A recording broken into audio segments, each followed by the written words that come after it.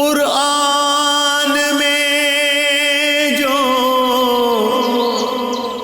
شان درود و سلام ہے،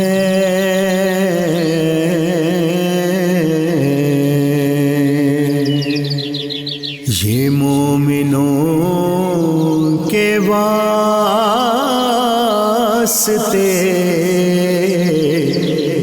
انعام عام ہے۔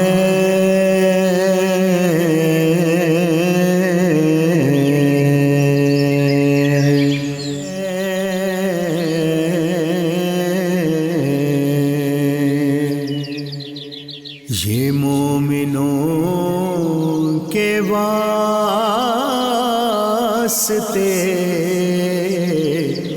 الحمدللہ وکفا وسلام علی عبادہ الذین اصطفیٰ، خصوصاً علی سید الرسل وخاتم الانبیاء، ارسلہ بالحق بشیرا ونذیرا وداعیا الی اللہ باذنہ وسراجا منیرا۔ اما بعد فقد قال اللہ تبارک وتعالی فی شان حبیبہ مخبرا وآمرا۔ اعوذ باللہ من الشیطان الرجیم، بسم اللہ الرحمن الرحیم۔ ان اللہ وملائکتہ یصلون علی النبی یا ایہا الذین آمنوا صلوا علیہ وسلموا تسلیما۔ اللہم صلی علی سیدنا و مولانا محمد معدن الجود والعطاء والعلم والحلم والکرم وعلی آلہ الکرام واصحابہ العظام اجمعین، صلاۃ و سلاما علیک یا رسول اللہ۔ قرآن اور درود و سلام اس بابرکت سلسلہ گفتگو کے ساتھ طاہر بخاری آپ سے مخاطب ہے۔ ناظرین، نبی اکرم رسول محتشم صلی اللہ علیہ وآلہ وسلم آپ کی ذات کے ساتھ بے پناہ عقیدت، ارادت، محبت ہر صاحب ایمان کے ایمان کی بنیاد اور وصف ہے، اور اس کے اظہار کا سب سے مضبوط، مؤثر، معتبر اور خوبصورت پیرایا درود و سلام ہے۔ نبی اکرم صلی اللہ علیہ وسلم کی مدحت یہ درود و سلام کی ایکسٹینشن ہے، توسیع ہے۔ شعر گوئی اور خطابت اور قصیدہ گوئی یہ عربوں کی سرشت میں تھی، ان کی فطرت ثانیہ تھی۔ نبی اکرم رسول محتشم صلی اللہ علیہ وآلہ وسلم آپ کا ظہور ہوا تو ان کی یہ استعداد اور صلاحیت آپ کی مدحت کے لیے مختص ہو گئی، اور بالکل اوائل لمحے میں جب نبی اکرم رسول محتشم صلی اللہ علیہ وآلہ وسلم آپ کی ولادت ہوئی تو سب سے پہلے مدحیہ اشعار آپ کے دادا حضرت عبد المطلب نے کہے، اور آپ نبی اکرم صلی اللہ علیہ وآلہ وسلم کو اپنی باہوں میں لے کر کعبے کی چوکھٹ پہ آئے، اور آپ کو فضا میں بلند کرتے ہوئے اس نعمت کا اللہ کی بارگاہ میں شکر اس طرح ادا کیا کہ الحمدللہ الذی آتانی ھذا الغلام الطیب الارضانی قد صاد فی المہدی علی الغلمان اعیذہ بالبیت ذی الارقان، کہ میں اللہ تعالیٰ کا شکر ادا کرتا ہوں کہ جس نے اس قدر پاکیزہ آستینوں والا مجھے بچہ عطا کیا، جو اپنے اوائل لمحے میں ہی سردار محسوس ہوتا ہے، اور میں اس کو اس عزت، عظمت اور جلال والے گھر کے رب کی حفاظت پہ دیتا ہوں۔ بچپنے میں آئے تو آپ کے چچا حضرت ابو طالب نے معروف قصیدہ لامیہ کہا، جو دعوت و تحریک اسلام کے مختلف مراحل میں درپیش چیلنجز کو کاؤنٹر کرنے کے لیے حضرت ابو طالب مختلف مراحل پر اس کے لیے اشعار کہتے رہے۔ بچپنے میں جب ایک مرتبہ مکہ میں قحط پڑا تو حضرت ابو طالب نبی اکرم صلی اللہ علیہ وآلہ وسلم کو اپنے ساتھ لے کر صحن کعبہ میں آئے، اور آپ کے ہاتھ فضاؤں میں بلند کیے اور اپنی ساری قوم کو آپ کے روبرو آراستہ کیا، دست بستہ کھڑا کیا، اور آپ کے چہرے کے توسل سے اللہ رب العزت سے بارش طلب کی، اور وہ خطہ جو بوند بوند پانی کو ترس رہا تھا، نبی اکرم صلی اللہ علیہ وآلہ وسلم کے ہاتھوں کا فضاؤں میں بلند ہونا تھا کہ وہ وادی پانی سے بھر گئی، اور اس موقع پر حضرت ابو طالب نے اشعار کہے، جس کو الجامع الصحیح للبخاری نے اپنی کتاب میں درج کیا کہ وَأَبْيَضُ يُسْتَسْقَى الْغَمَامُ بِوَجْهِهِ سِمَالُ الْيَتَامَى عِصْوَةٌ لِلْأَرَامِلِ، کہ یہ ہے وہ حسین اور پرنور چہرہ جس کے وسیلے سے ہم بادلوں سے بارش طلب کرتے ہیں۔ يُلُوذُ بِهِ الْحُلَّاقُ مِنْ آلِ ہاشم فَهُمْ عِنْدَهُ فِي رَحْمَةٍ فَفَاضِلِ، یہ قصیدہ لامیہ جس کو ابن کثیر نے کہا کہ یہ 7 معلقات سے بھی زیادہ مقتدر اور معتبر حیثیت کا حامل ہے۔ عہد رسالت مآب صلی اللہ علیہ وسلم میں حسان بن ثابت، کعب بن زہیر اور عبداللہ بن رواحہ رزم اور بزم کے شاعر، نبی اکرم رسول محتشم صلی اللہ علیہ وآلہ وسلم آپ کے اوصاف و کمالات کو اپنے شعری پیرہن میں ڈھالتے اور پھر عرب کے فضائیں جو ہیں ان کے اشعار اور ان کے نغموں سے گونجتی۔ ناظرین، نعت کی تاریخ اور مدحت گوئی یہ اسلامی تاریخ کا بہت بڑا سرمایہ ہے۔ 7ویں صدی ہجری میں اس تسلسل میں جس شخصیت کو بہت عروج اور ارتقاء میسر آیا وہ امام شرف الدین بصیری تھے۔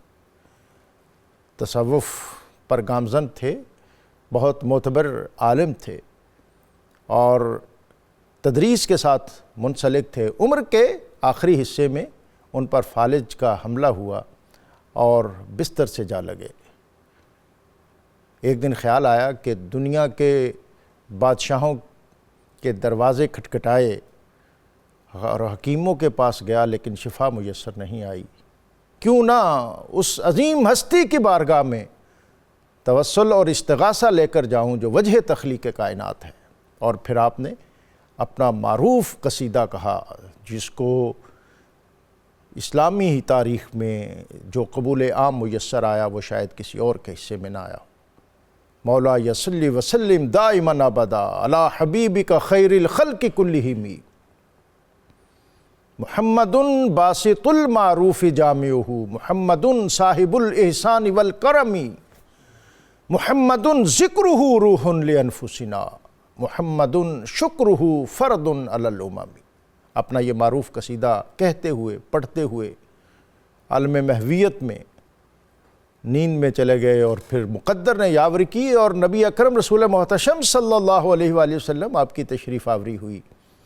آپ نے بصیری کے فالج زدہ جسم پر اپنا دست شفا پھیرا اور رحمت کی چادر عطا کی۔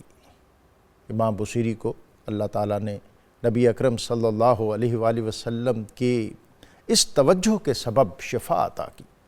آپ کا قصیدہ بردہ شریف جو تاریخ میں الکواکب الدریہ فی مدح خیر البریہ اس نام سے معروف ہے اور 162 اشعار پر مشتمل ہے۔ ولادت ہے، معراج ہے، معجزات ہیں، آپ کے خصائل، شمائل، فضائل، کیا کیا عمدہ مضامین اور ردیف بندی اور قافیہ پیمائی اور مضامین کا عروج اور زور آپ اس قصیدے میں ملاحظہ کریں گے۔ آج کا ہمارا بنیادی موضوع قصیدہ بردہ شریف اور اس کے منتخب اشعار، اور اس پر گفتگو کے لیے ہمارے ساتھ موجود ہیں مفتی محمد فاروق القادری صاحب، پروفیسر حافظ نصیر قادری صاحب، اور پروگرام کے اختتام پر قصیدہ بردہ شریف کے منتخب اشعار سننے کی سعادت حاصل کریں گے محمد ظہیر عباس قادری صاحب سے۔ میں اپنے مہمانوں کا شکریہ اور ان کو خوش آمدید کہتے ہوئے مفتی فاروق القادری صاحب آپ سے درخواست کروں گا کہ قصیدہ بردہ شریف، اس کا تعارف، فضیلت، اہمیت اور بہت قبول عام میسر آیا اس قصیدے کو۔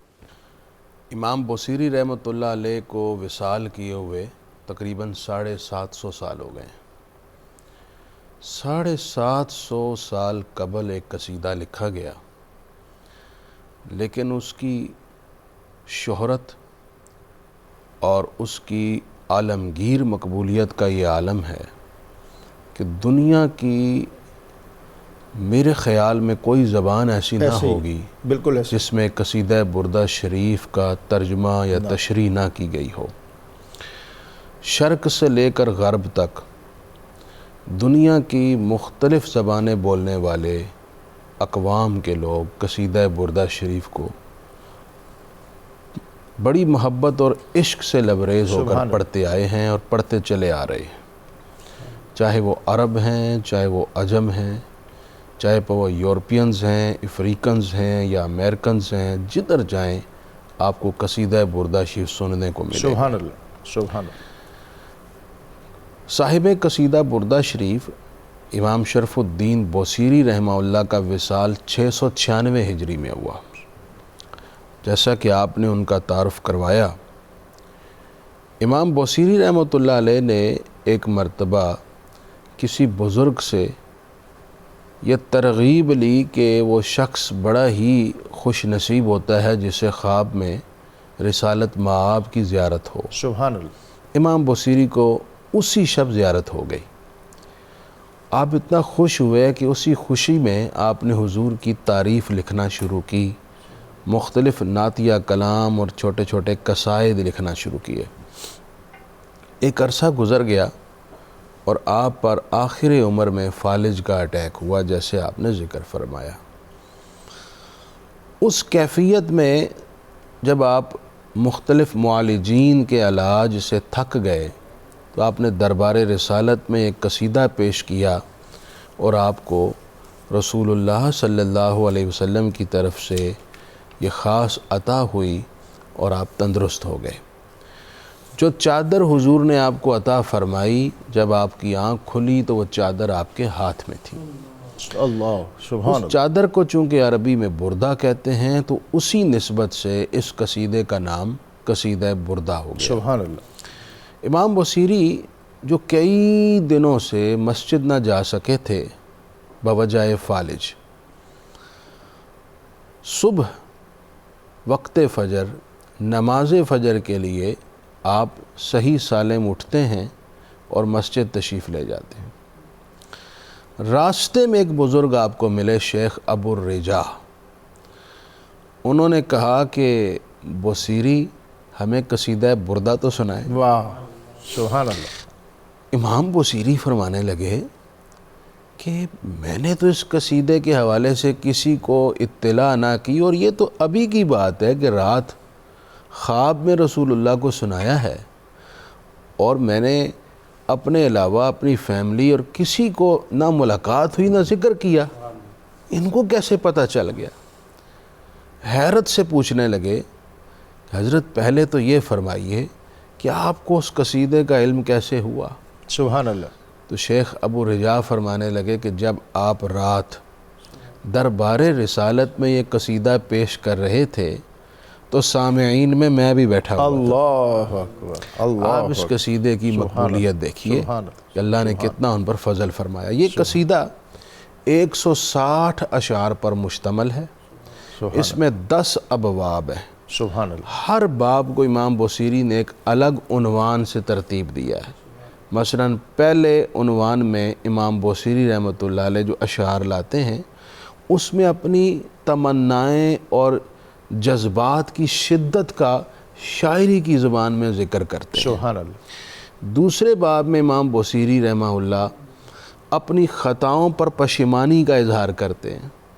تیسرے باب میں اللہ کے رسول جان عالم کی تعریف و توصیف کرتے ہیں۔ اللہ اکبر، سبحان چوتھے باب میں حضور کی ولادت کا ذکر کرتے ہیں۔ سبحان اللہ۔ کسی باب میں حضور کے معجزات کا ذکر کرتے ہیں، کسی باب میں حضور پر اترنے والے قرآن کی تعریف کرتے ہیں، کسی باب میں حضور جان عالم کی بحیثیت مجاہد اعظم حضور کی جہادی زندگی کی ذکر کرتے ہیں، اور کسی باب میں جا کر امام بوصیری سرکار دو عالم صلی اللہ علیہ وسلم کے توسل سے جو شفائیں عطا ہوئیں ان شفاؤں کا ذکر کرتے ہیں۔ سبحان اللہ۔ اور آخر میں جا کر امام بوصیری آخری باب میں بے مثال قسم کی التجائیں رسول اللہ کے توسل سے اللہ کے حضور پیش کرتے ہیں۔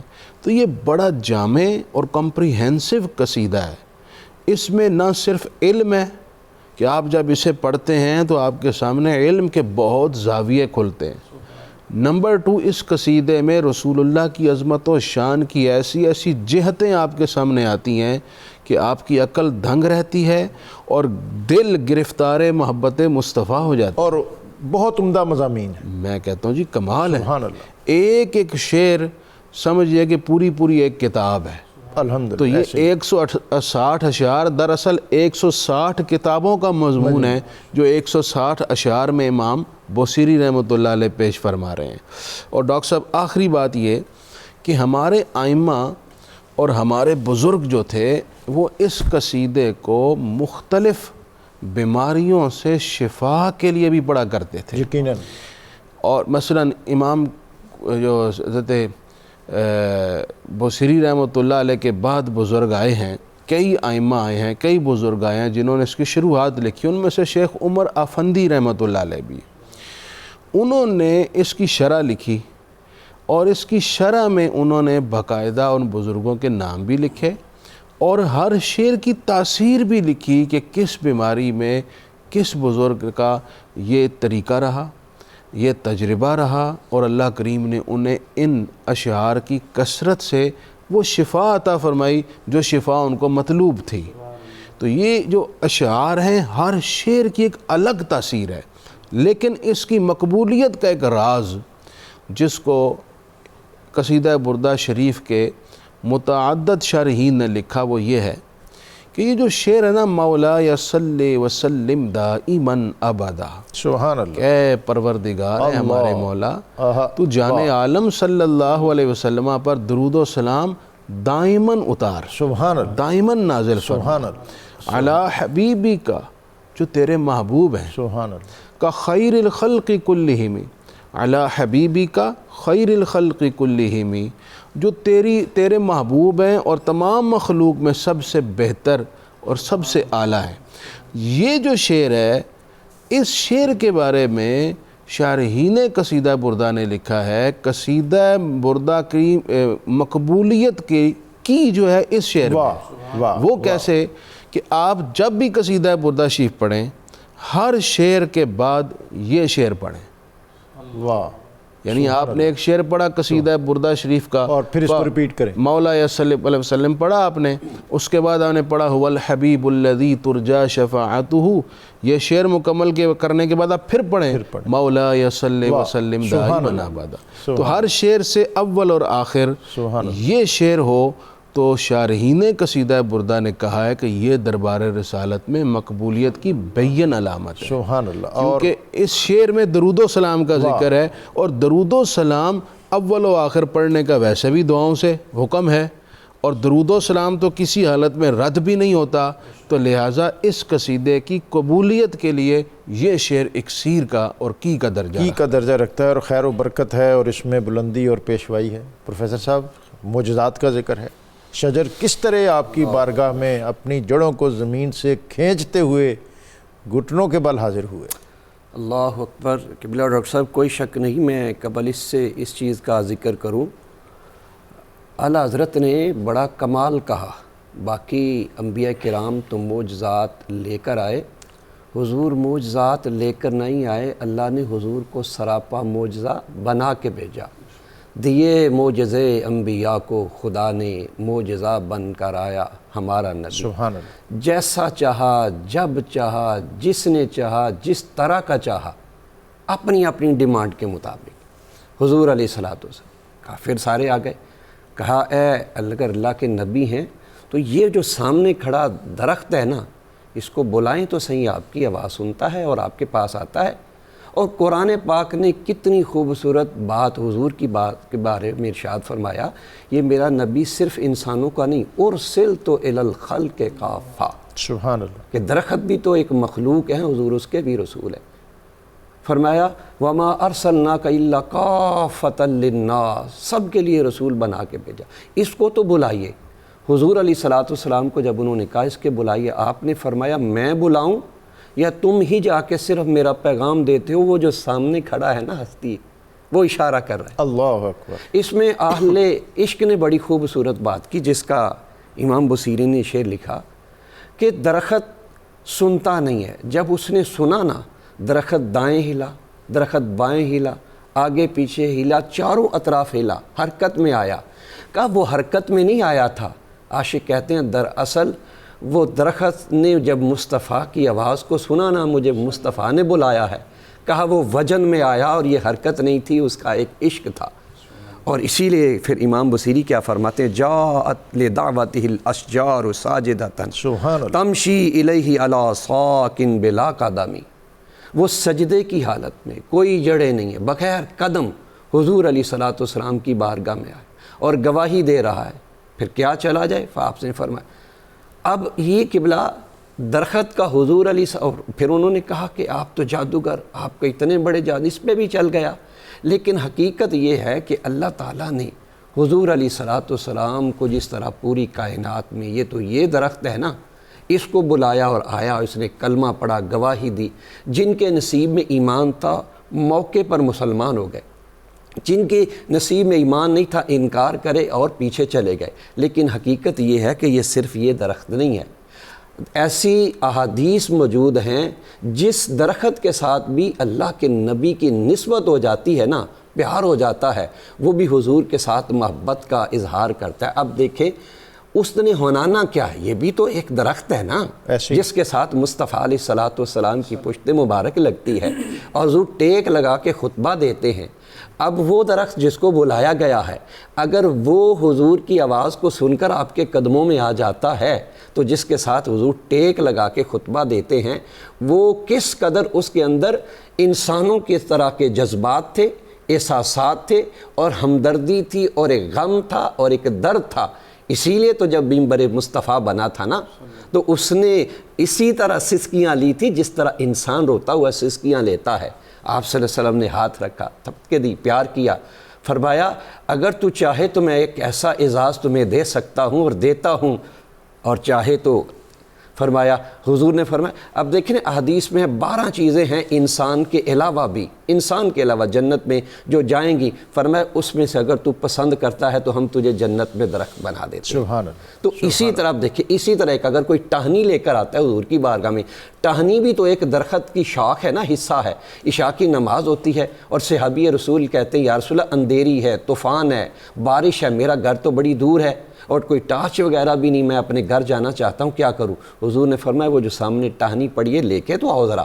وہ صحابی رسول ٹہنی لے کر آئے، حضور نے اپنا ہاتھ مبارک لگایا، حضور نے ید اللہ والے ہاتھ اس ٹہنی پہ لگائے، فرمایا اس کو لے جاؤ۔ یا رسول اللہ کیا فرمایا؟ یہ ٹارچ روشنی کا کام دے گی۔ وہ قبلہ ڈاکٹر صاحب صحابی رسول ٹہنی لے کر اس طرح جا رہے ہیں، وہ خیریت سے روشنی کے تک اپنی منزل تک پہنچے۔ جب صبح وہ نماز فجر کے لیے تشریف لائے، رسالت میں آپ صلی اللہ علیہ وسلم نے فرمایا وہ ٹہنی والے بتا تیری رات کیسے گزری؟ اللہ اکبر، سبحان اللہ، بتا تیری رات کیسے گزری؟ یا رسول اللہ جو آپ نے ہاتھ لگایا تھا وہ ٹارچ کا، وہ روشنی کا، تو ذات مصطفیٰ سے اگر ٹہنی کے ساتھ دست لگ جائے تو اللہ اس میں نور اور روشنی عطا فرما دیتا ہے۔ پھر اسی طرح وہ کھجوریں دیکھ لیں، وہ ٹہن وہ درخت نہیں ہے، اگر گٹلی ہے حضور کا ہاتھ لگا، فرمایا اس کو زمین کے اندر، اور لمحوں میں اللہ تعالیٰ نے کیا ہے۔ تو اسی لیے امام شرف الدین بصیری رحمۃ اللہ علیہ اور اعلیٰ حضرت نے فرمایا دیے معجزے انبیاء کو خدا نے معجزہ بن کر آیا ہمارا نبی۔ مفتی صاحب کو اسپیسیفک شعر ہے جس پر ہم یہ کہہ سکتے ہیں کہ یہ وہ نقطہ اور مقام تھا یا پوائنٹ تھا جس پر وہ التفات خصوصی طور پر آپ کو عطا ہوا اور شفا نصیب ہوئی؟ جی خود امام شرف الدین بوصیری رحمۃ اللہ علیہ نے یہ بات ذکر فرمائی ہے کہ کس شعر پر مجھے سرکار دو جہاں صلی اللہ علیہ وسلم نے والہانہ جود و سخا فرماتے ہوئے اپنے دست کرم کے لمس سے شفا عطا کی۔ سبحان اللہ۔ فرماتے ہیں کہ جب میں قصیدہ بردہ شریف کے اس شعر پر پہنچا کہ کم ابرأت واسبم باللمس راحتہ، سبحان، تو مجھے سید عالم صلی اللہ علیہ وآلہ وسلم نے مہربانی فرمائی اور اپنے دست انور سے چھوا میرے بدن کو تو مجھے شفا مل گئی۔ اللہ اکبر۔ اب اس شعر کا مطلب کیا؟ میں دونوں مصرے پڑھتا ہوں۔ پہلے مصرے کا مطلب یہ ہے کم ابرأت واسبم باللمس راحتہ، آقا کتنے بیمار ایسے ہیں اللہ جن کو آپ نے اپنے دست کرم سے چھو کر شفا عطا کر دی۔ اللہ اکبر، اللہ وَأَطْلَقَتْ عَارِبًا مِّن رِبْقَةِ الْأَمَامِ، اور کتنے گناہوں اور معاصی اور ذنوب کے گرفتار ایسے ہیں جن کی رسیاں آپ نے کھول دی اور انہیں گناہوں کی قید سے رہا کر دیا۔ سبحان اللہ۔ یعنی آقا آپ نے لوگوں کو ظاہری بیماریوں سے بھی شفا بخشی اور گناہوں کی باطنی بیماریوں کے مرض سے بھی شفا عطا فرمائی۔ سبحان اللہ۔ اب یہ امام بوصیری نے جب عرض کیا اور حضور کی یہ تعریف کی اور حضور کی اس شان کا ذکر کیا تو سرکار نے کرم کیا۔ اس کا مطلب ایک تو یہ سمجھ میں آیا کہ آپ نے معطی سے جو عطا لینی ہو اسی کی مناسبت سے ان کی عظمت کا ذکر کریں۔ واہ سبحان اللہ۔ جیسا کہ ہمارے بزرگوں نے کہا کہ اگر آپ اللہ تعالیٰ سے رزق چاہتے ہیں نا تو آپ اس کو یا رزاق پکارا کریں۔ واہ سبحان اللہ۔ اگر آپ شفا اور سلامتی چاہتے ہیں تو یا سلاموں کا تکرار کر کے اس سے مانگا کریں۔ سبحان اللہ۔ تو جو آپ اس سے چاہتے ہیں اسی مناسبت سے اس کے اسماء الحسنی میں سے کسی اسم سے اسے یاد کریں۔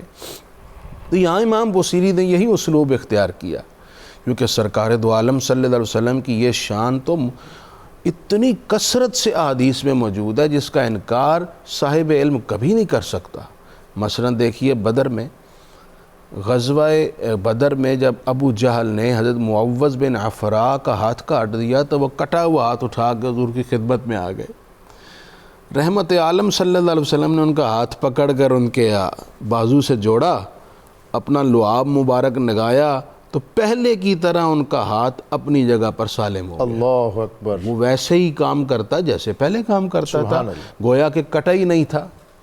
اور دوسری مثال جو ہر بچے تک نے سن رکھی ہے خیبر کی، جب حضرت علی مرتضیٰ کی چشمان مبارکہ میں ایک بیماری آ گئی، آنکھ کھول نہیں پا رہے تھے، آنکھوں سے مسلسل پانی بہہ رہا تھا، تو سید عالم صلی اللہ علیہ وآلہ وسلم نے اپنے لعاب مبارک کو ان کی آنکھ میں ڈالا۔ حضرت علی سے فرمایا آنکھیں کھولیں، تو حضرت علی فرماتے ہیں ایسے تھا کہ جیسے مجھے کوئی مرض ہوا ہی نہیں ہے۔ ایسی تو بے شمار مثالیں صحابہ کرام کی ہمارے سامنے موجود ہیں۔ دوسرا، اس قصیدے میں ایک شعر ایسا ہے جس شعر کا دوسرا مصرع خود رسول اللہ صلی اللہ علیہ وسلم نے ایڈ فرمایا۔ سبحان اللہ۔ شیخ عمر آفندی جو شارح قصیدہ بردہ شریف ہے وہ یہ بہت اہم بات ہے، جی، یعنی یہ بہت بڑی عطا ہے یہ عطا ہے، یعنی اس کا مصرع حضور کی طرف سبحان سے، اللہ سبحان اللہ۔ جیسے وہ شیخ سعدی کی ایک ربائی کے بارے میں بھی کہا جاتا ہے۔ تو یہاں پر وہ شعر یہ تھا فَمَبْلَغُ الْعِلْمِ فِيهِ أَنَّهُ بَشَرٌ، حضور ہمارے علم کی انتہا یہ ہے کہ آپ بشر ہیں۔ جیسے اعلیٰ حضرت نے کہا نا لیکن رضا نے ختم سخن اس پہ کر دیا، خالق کا بندہ خلق کا آقا کہوں تجھے، کہ حضور تو خالق کے بندے ہیں، بشر ہیں۔ یہ ہمارا ایمان ہے۔ جو لوگ یہ کہتے ہیں جی کہ یہ حضور کو بشر نہیں مانتے، اللہ تعالیٰ ان کو ہدایت دے۔ ہمارا عقیدہ یہ ہے کہ جو حضور کو بشر نہ مانے وہ مسلمان ہی نہیں ہے، اس لیے کہ قرآن نے رسول اللہ کو بشر کہا ہے، اس لیے حضور کو انسان اور بشر ماننا فرض ہے۔ حضور کی بشریت کا انکار کرنا قرآن کا انکار کرنا ہے۔ لیکن حضور کیسے بشر ہیں خود رسول اللہ صلی اللہ علیہ وسلم نے جو دوسرا مصرع ایڈ کرایا اس میں بیان فرما دیا، فَمَبْلَغُ الْعِلْمِ فِيهِ أَنَّهُ بَشَرٌ، اور دوسرا مصرع یہ ہے وَأَنَّهُ خَيْرُ خَلْقِ اللَّهِ كُلِّهِمِ، لیکن آپ صلی اللہ علیہ وسلم خدا کی مخلوق میں سب سے اعلیٰ، سب سے بہتر، سب سے عمدہ، سب سے اولا انسان ہیں۔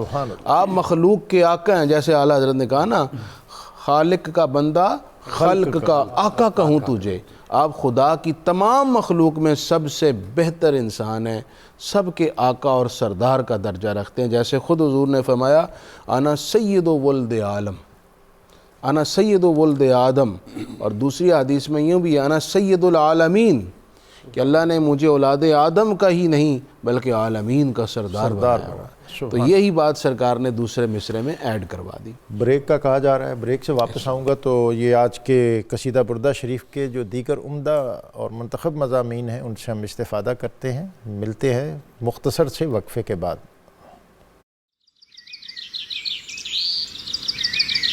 قرآن میں جو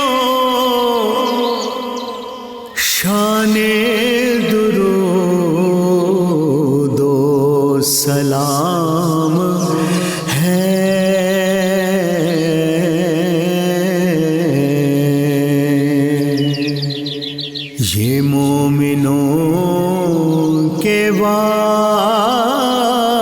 واسطے انعام عام ہے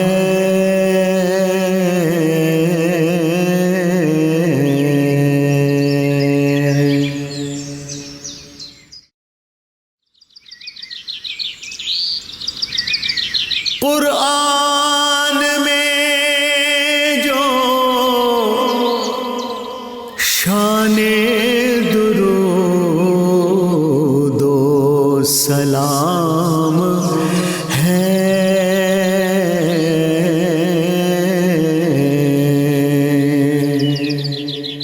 یہ مومنوں کے واسطے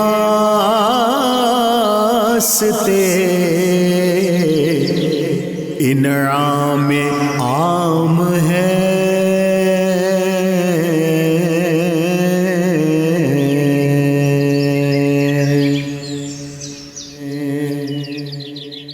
یہ مومنوں کے واسطے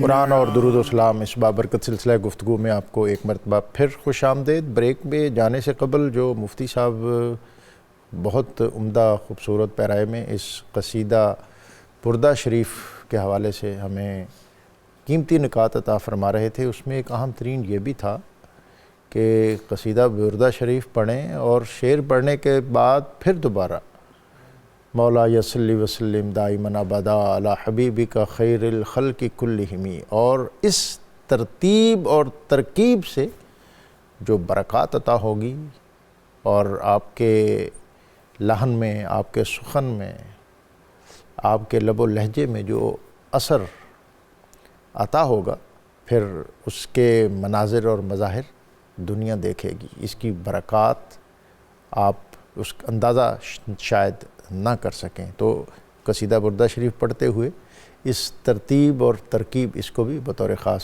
مد نظر رکھیں۔ منتخب اشعار ہیں، 160 اور 62 اشعار پر محیط یہ عظیم اور وسیع اور بسیط قصیدہ، ظاہر ہے کسی ایک نشست میں اس کا احاطہ ممکن ہی نہیں ہے۔ اس میں معجزات ہیں، اس میں کمالات ہیں، اس میں خصائل اور شمائل ہیں، اور سیرت طیبہ کے مختلف واقعات ہیں۔ نبی اکرم رسول محتشم صلی اللہ علیہ وسلم مکہ مکرمہ سے ہجرت کر کے مدینہ کی طرف، مدینہ منورہ کی طرف جب جا رہے تھے تو پہلا پڑاؤ غار ثور میں کیا، اور وہاں کیا معجزات رونما ہوئے، کیا محیر العقول واقعات وہاں سامنے آئے، اس کا اظہار بھی امام بصیری نے کیا۔ پروفیسر صاحب، کوئی شک نہیں جی، اللہ کے نبی صلی اللہ علیہ وسلم جب ہجرت کی رات تشریف لے کر گئے، جناب سیدنا صدیق اکبر رضی اللہ تعالیٰ کا دروازہ کھٹکایا تو لمحے میں جناب سیدنا صدیق اکبر نے دروازہ کھول دیا، تو سامنے حضور کو آپ نے فرمایا صدیق، کہا یا رسول اللہ صلی اللہ علیہ وسلم میں نے سن رکھا تھا ہجرت میں آپ کے ساتھ کروں گا، اور اسی انتظار میں رات نیند نہیں آتی، اسی انتظار میں وہ کب مصطفیٰ کی ذات تشریف لائے۔ چلے آہستہ آہستہ اس غار میں پہنچے۔ اب وہ تذکرہ غار کا قبلہ کیا ہے؟ اللہ اکبر! در حقیقت تاریخ کہتی ہے، حدیث کہتی ہے، اس غار ثور کو اللہ نے ایک بطور نشانی رکھا ہے، ایسی نشانی کہ جس غار کے اندر اللہ نے صدیوں پہلے جنت کے چشموں کا رستہ عطا کیا ہوا ہے، ایسی غار کہ جس میں سانپ باقاعدہ زیارت مصطفیٰ کے لیے، دیدار مصطفیٰ کے لیے تڑپ تڑپ کر بیٹھے ہیں۔ سیدنا صدیق اکبر رضی اللہ تعالیٰ اندر داخل ہوئے، دیکھی یا رسول اللہ صلی اللہ علیہ وسلم غار کی صورتحال تو یہ ہے، اس کو صاف کیا، خود اندر گئے، کوئی ایسے کوئی چیز، سارے سوراخ بند کر دیے، صرف ایک سوراخ رہ گیا، اس میں جب آپ نے اپنی بعد میں ایڑی رکھی، اور اللہ تعالیٰ نے کیا، جب دونوں ہستیاں اندر داخل ہوئیں، اللہ کریم نے، دیکھے یہ ہے لمحوں میں، لمحوں کی بات، جس طرح میں عرض کرتا ہوں ڈاکٹر صاحب قبلہ، اللہ تعالیٰ کا یہ فرمان ہے نا، اِنَّا نَحْنُ نَزَّلْنَا الذِّكْرَ وَإِنَّا لَهُ لَحَافِظُونَ، بے شک اس قرآن کو بھی ہم نے نازل کیا ہے، اس کے محافظ بھی ہم ہیں۔ اگر قرآن کا محافظ اللہ ہے تو جس سینے پہ قرآن نازل ہوا اس ذات کا محافظ بھی اللہ ہے، اس ذات کا بھی۔ اللہ تعالیٰ نے لمحوں میں، دیکھے نا، مکڑی نے جالا بن دیا، لمحوں نے کبوتر نے وہاں آ کے انڈے دے دیے، اور حضور علیہ الصلوۃ والسلام اندر تشریف فرما ہے، جناب سیدنا صدیق اکبر تشریف فرما ہے۔ خطرے کی 2 راتیں تھیں ڈاکٹر صاحب قبلہ، خطرے کی رات، جو بستر رسول پہ سوئے وہ بھی تو مکہ کی ہجرت کی جس سے یہ چیز وابستہ ہے.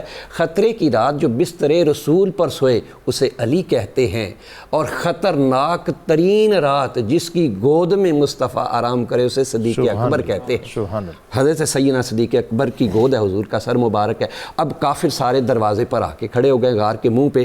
اب کیا ہے، قرآن پاک نے اس کا بڑا کمال نقشہ کھینچا. قرآن کہتا ہے ثانی اثنین اذ ہما فی الغار اذ یقول لصاحبہ لا تحزن ان اللہ معنا.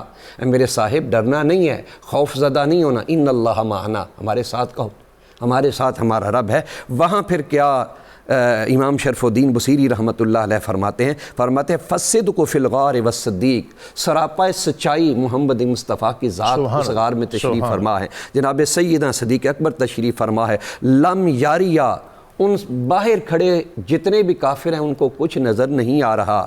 وہم یقولون، وہ سارے یقولون جمع، وہم یقولون، وہ سارے کہہ رہے تھے ما بالغار من آرمی، غار کے اندر تو کوئی ہے ہی نہیں. در حقیقت نظر ان کو کیسے آتا؟ حقیقت میں جناب سیدنا صدیق اکبر رضی اللہ تعالیٰ ان کی زندگی کا یہ جو لمحہ ہے نا، یہ غار ثور والا لمحہ، یہ کمال کا ہے.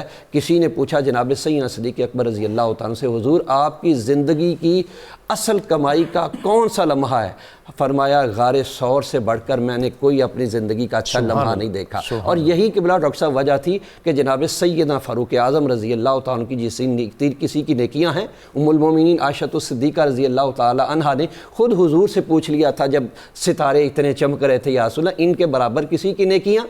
میرے مصطفیٰ علیہ السلام نے فرمایا فوراً میں امید کرتا ہوں کہ میرے عمر کی. اس سے پتہ چلا آج کوئی چیز کو گننا ہو، کوانٹٹی لینی ہو، اسے کسی نہ کسی طریقے سے اندازہ لگایا جا سکتا ہے. حضور نے فوراً بتا دیا، اس کا مطلب یہ سارا حضور کے سامنے تھا.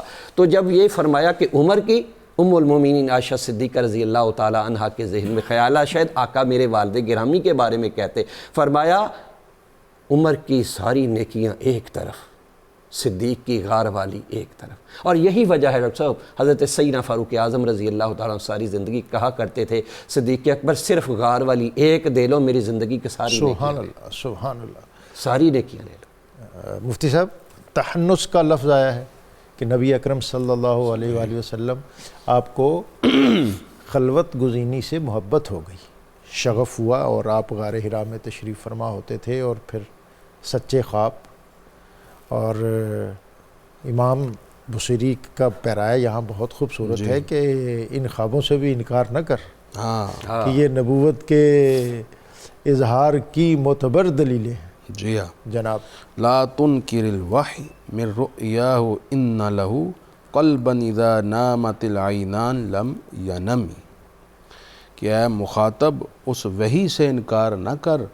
جو رسول اللہ کو خواب میں آئی ہو، کیونکہ آپ کا دل نہیں سوتا، صرف آپ کی آنکھ سوتی. سبحان اللہ، سبحان اللہ. رسول اللہ کی یہ خصوصیت ہے اور یہ آپ کی شان مبارک ہے. اور انبیاء اکرام علیہ السلام کو بھی یہ عطا ہوا کہ انبیاء کے خواب بھی وہی ہوتے ہیں.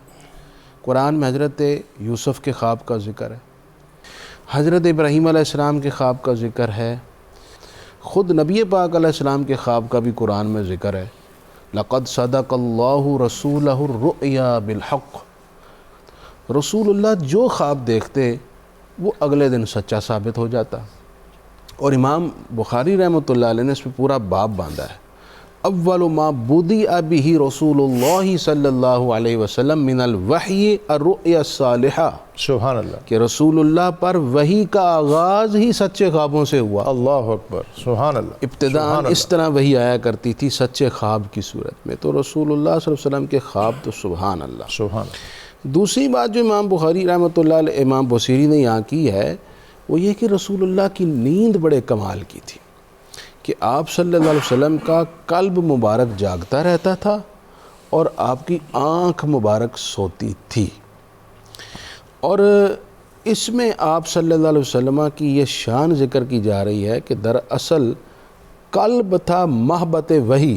سبحان اللہ، سبحان اللہ. قلب پر وحی اترنی ہے، اللہ اکبر. اور نزول وحی کے وقت قلب سویا ہوا ہو تو وحی کیسے آپ صلی اللہ علیہ وسلم کی فریکوینسی میچ نہیں ہوگی، میچ کیسے کرے گی؟ تو اس لیے قلب مبارک جاگتا رہتا تاکہ وحی کا اس میں جذب ہو، وحی کا ادراک ہو اور وحی کا فہم ہو، اور یہ تسلسل بھی رہے. یہ تسلسل بھی رہے.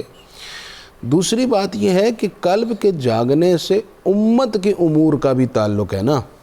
یقیناً.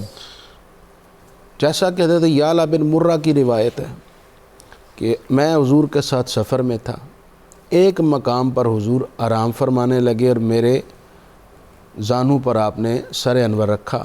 اچانک میں یہ دیکھ کر حیرت و استعجاب میں ڈوب گیا کہ قریب سے ایک درخت اپنی جڑیں نکالتا ہوا چلتا ہوا قریب آ رہا ہے.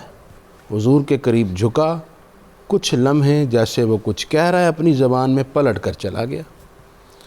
جب حضور بیدار ہوئے تو میں نے عرض کی یا رسول اللہ وہ درخت آپ کی خدمت میں کیا کہنے آیا تھا؟ اب ایک لمحے کے لیے سوچئے، حضور تو بظاہر سوئے ہوئے تھے، جاگ حضرت یعلا رہے تھے، وہ خبر دیتے کہ درخت آیا تھا کچھ کہہ کے گیا ہے، لیکن وہ پوچھ رہے ہیں حضور وہ درخت کیا کہنے آیا تھا.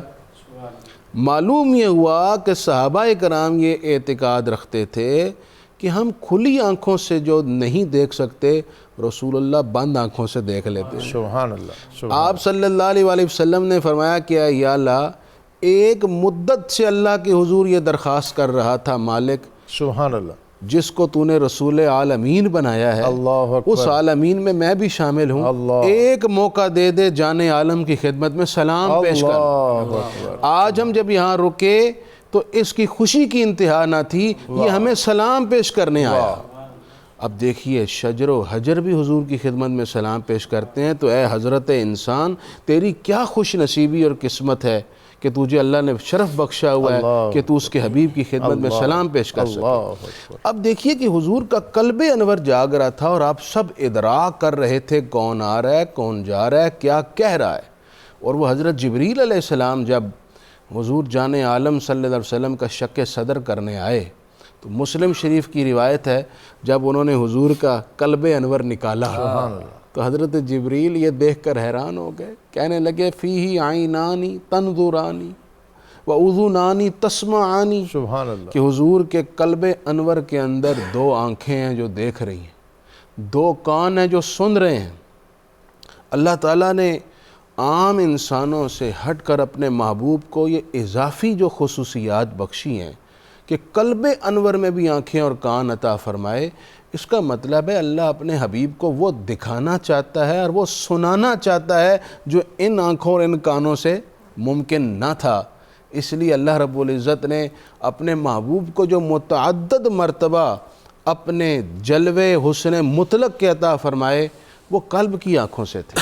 سبحان اللہ. جو رسول اللہ صلی اللہ علیہ وسلم لا مقام پر جا کر حسن مطلق کا دیدار کر رہے ہیں وہ تو ظاہر کی آنکھ سے تھا، لیکن اسی دنیا میں جہاں اس آنکھ سے دیکھنا اس مالک کو ممکن نہیں، دل کی آنکھ سے اللہ کا دیدار ہو سکتا ہے. اور رسول اللہ صلی اللہ علیہ وسلم کو متعدد مرتبہ وہ شان حاصل ہوئی، فرش زمین پر بیٹھ کر جنت کے احوال بیان فرماتے، جہنم کے احوال بیان فرماتے.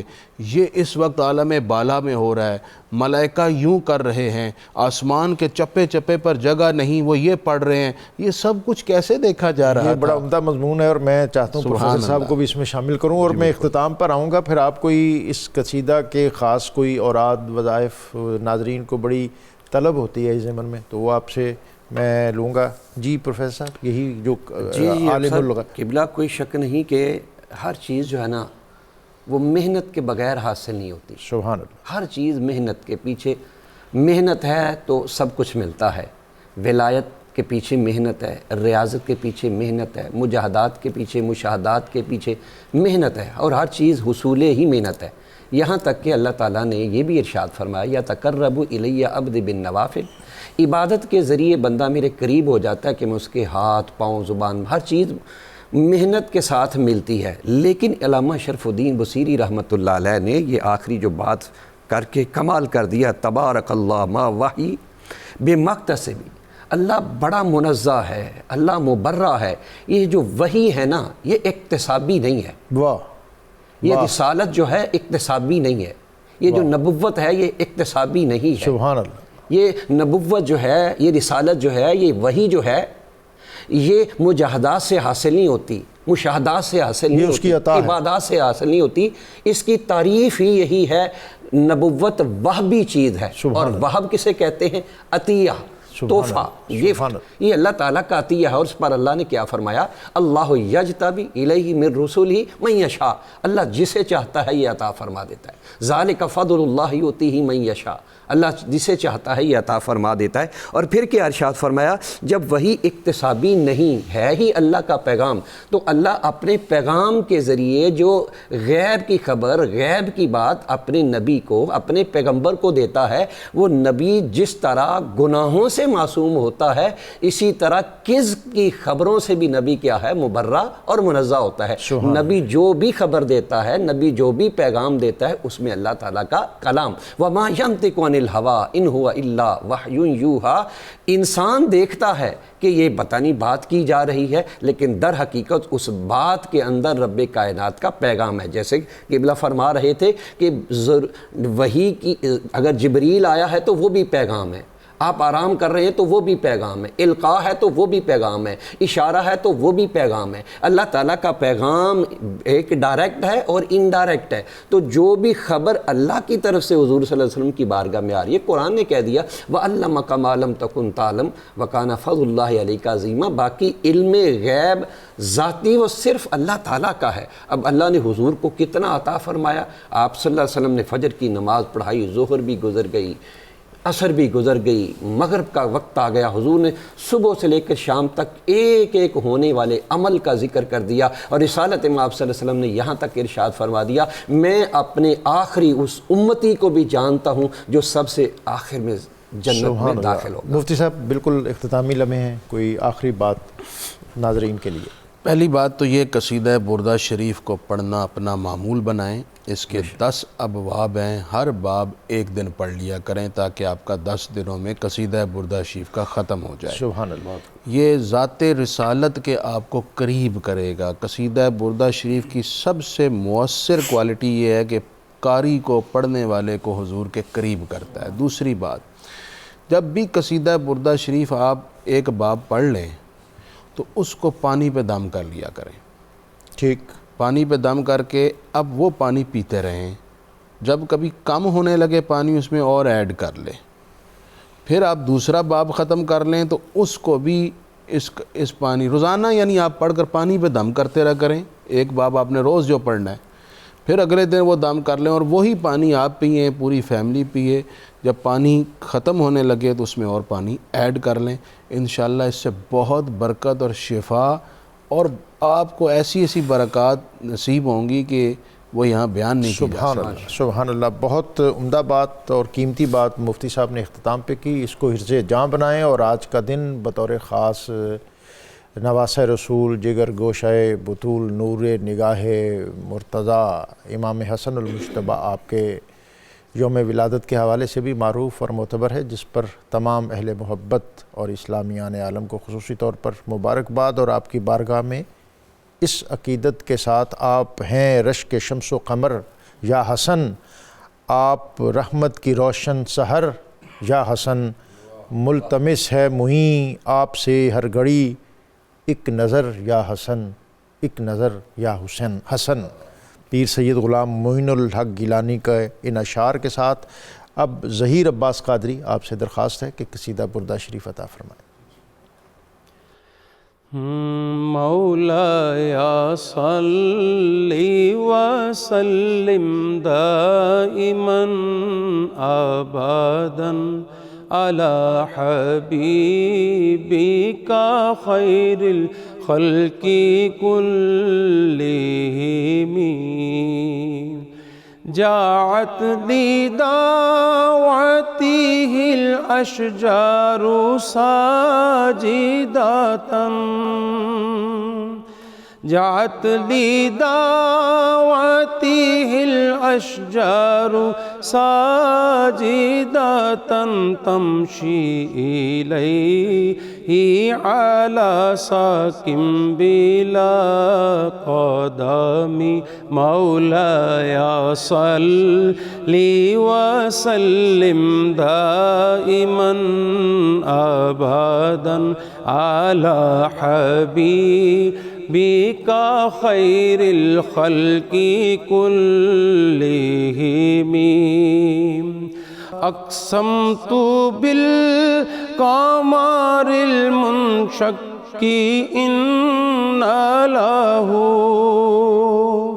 أقسمت بالقمر المنشق إن له من قلبه نسبة المبرورة القاسم مولاي صل وسلم دائما أبدا على حبيبك خير الخلق كلهم.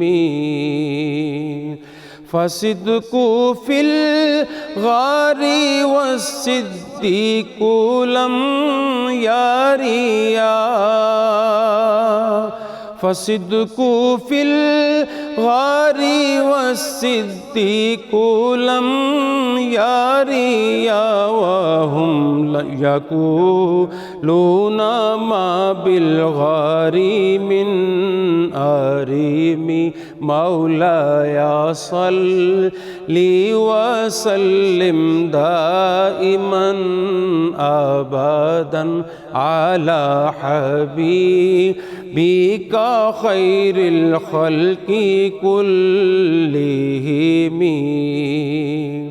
لا تنكر الوحي من رؤياه إن له،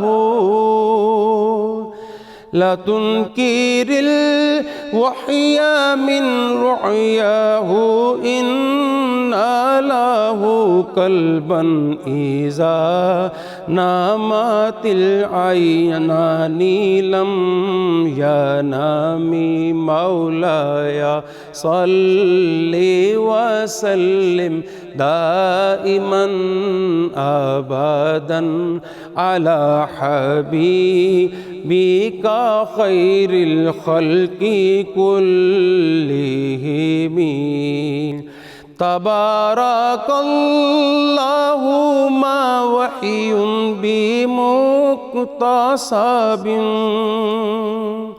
تبارك الله ما وحي بمقتصب، ولا نبي على غيب بمتحم مولاي صل وسلم دائما أبدا على حبيبك خير الخلق كلهم. هو الحبيب الذي ترجى شفاعته، هو الحبيب الذي ترجى شفاعته لكل حول من الأحوال مقتحم مولاي صل وسلم دائما أبدا على حبيبك خير الخلق كلهم. محمد سيد الكونين وثقلين، محمد سيد الكونين وثقلين والفريق قینی من عرب ومن عجم مولاي صلی وسلم دائما ابدا على حبیبک خیر الخلق كلهم ثم الرضا عن ابی بکر وعن عمر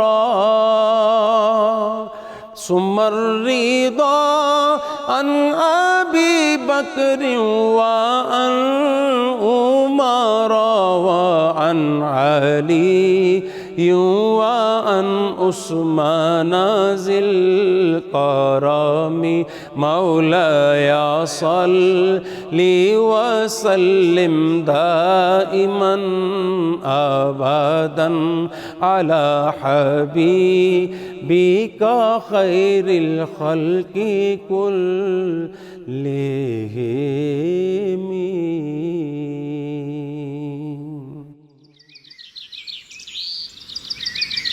قرآن میں جو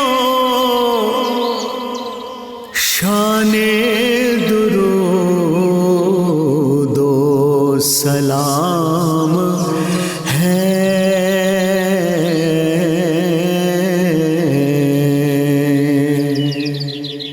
یہ مومنوں کے واسطے